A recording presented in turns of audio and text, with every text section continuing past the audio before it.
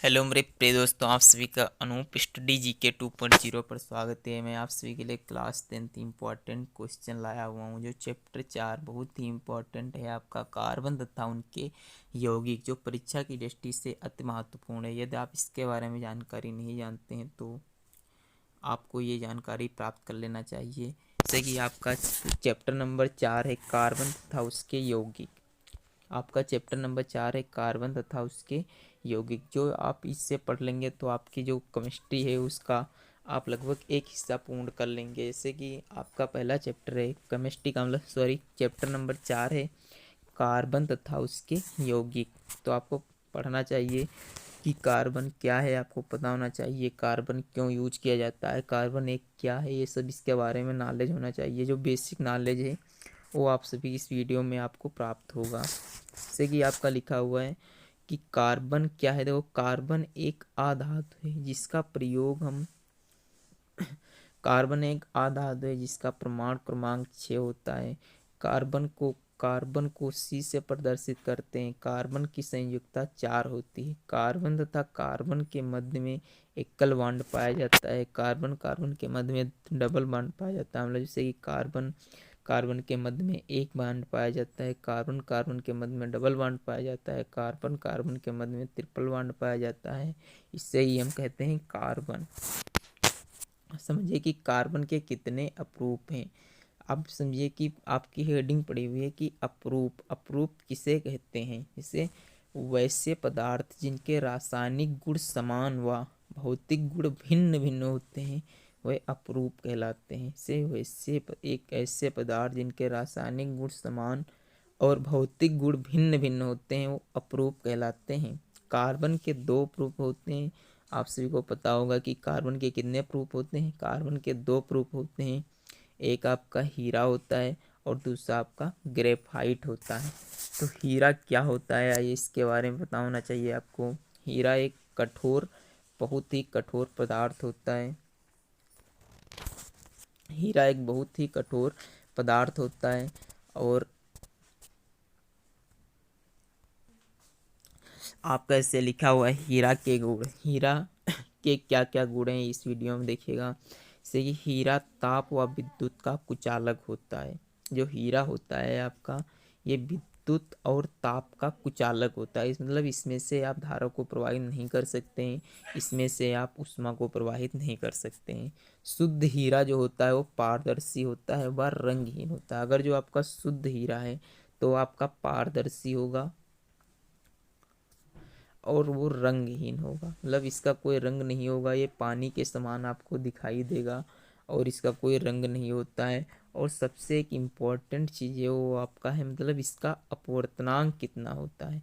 हीरे का अपवर्तनांक जो होता है 2.417 होता है। ये आप जरूर नोट कर लें। और आप जब चैप्टर नंबर 1 पढ़ेंगे प्रकाश, उसके बाद में जो आप पढ़ेंगे अपवर्तनांक उसमें, तो उसमें आपके ये बहुत ही महत्वपूर्ण योगदान देगा। जैसे कि उसमें आपके न्यूमेरिकल वैल्यूज कुछ होती हैं, उन्हें हल करने के लिए से आपसे पूछेगा हीरे का अपवर्तनांक कितना होता है। आपका बहुविकल्पी में भी पूछा जा सकता है क्योंकि इस बार बहुविकल्पी या नंबर आपके 20 आएंगे। चलिए अगला क्वेश्चन है कि ग्रेफाइट के क्या क्या गुण हैं, पढ़िएगा। ग्रेफाइट जो होती है ये विद्युत की सुचालक होती है। जो आपकी ग्रेफाइट होती है ये विद्युत की क्या होती है? सुचालक होती है। कागज पर रगड़ने से इस पर काला निशान बन जाएगा। इससे आप कागज को जब रगड़ेंगे तो इस प्रकार से काला निशान बन जाएगा। ठीक। चलिए अगला है ग्रेफाइट का प्रयोग पेंसिल बनाने में किया जाता है। ग्रेफाइट जो होती है ये सस्ती हमें प्राप्त होती है और इसका प्रयोग हम पेंसिल में करते हैं।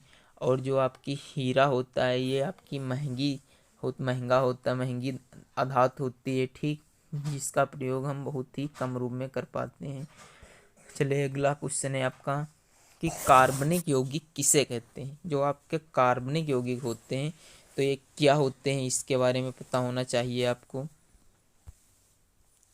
जो है कि कार्बनिक यौगिक किसे कहते हैं? रसायन विज्ञान की वह शाखा जिसके अंतर्गत कार्बन तथा उनके यौगिकों का अध्ययन किया जाता है उसे हम कार्बनिक यौगिक कहते हैं। मतलब रसायन विज्ञान की वह शाखा जिसके अंतर्गत कार्बन तथा उनके यौगिकों का अध्ययन किया जाता है उसे हम कार्बनिक यौगिक कहते हैं। कार्बनिक यौगिक कहते हैं। आप ये डेफिनेशन याद कर लीजिएगा। चलिए अगला क्वेश्चन, अगली हेडिंग है आपकी हाइड्रोकार्बन किसे कहते हैं। हाइड्रोकार्बन किसे, जैसे कि नाम से ही ज्ञात है आपका हाइड्रोकार्बन क्या होता है। चलिए आपको समझाते हैं। हाइड्रोकार्बन, हाइड्रो का मतलब होता है हाइड्रोजन, हाइड्रोजन, जबकि कार्बो का मतलब होता है कार्बन। कार्बन तो स्वयं है ही, मतलब जो हाइड्रोजन और कार्बन से मिलकर जो तत्व बनता है उसे हम हाइड्रोकार्बन कहते हैं। कार्बन तथा हाइड्रोजन तत्वों के रासायनिक संयोग से बने यौगिक को हाइड्रोकार्बन कहते हैं। मतलब जो कार्बन और हाइड्रोजन के तत्वों के रासायनिक संयोग से जो यौगिक बनता है उससे ही हम हाइड्रोकार्बन कहते हैं। चलिए आपका हाइड्रोकार्बन के कुछ उदाहरण दिए हुए हैं जो कि हैं, जैसे कि पहला उदाहरण लिखा हुआ है आपका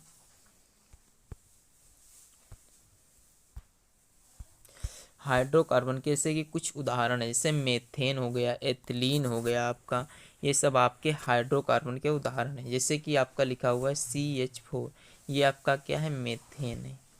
तो आप कहेंगे इसमें हाइड्रो क्या है और कार्बन क्या है, तो देखिए आपका C मतलब ये कार्बन है और H4 जो है ये आपका हाइड्रोजन है।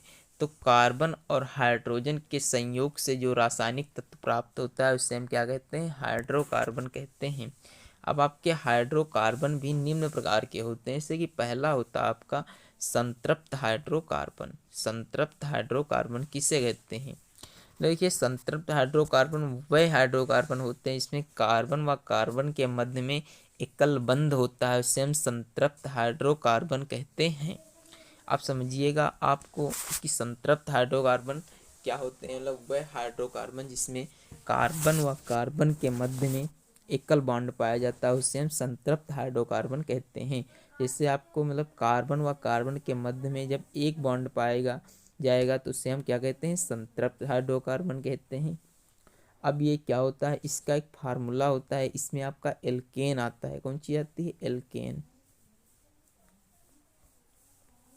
एल्केन का फार्मूला होता है CnH2n, H2n+2। ये आपकी क्या होती है, एल्केन का फार्मूला होता है। जिससे कि इसमें लिखा हुआ है कि ethane, methane, propane, butane, pentane, hexane, heptane, octane, known, deck.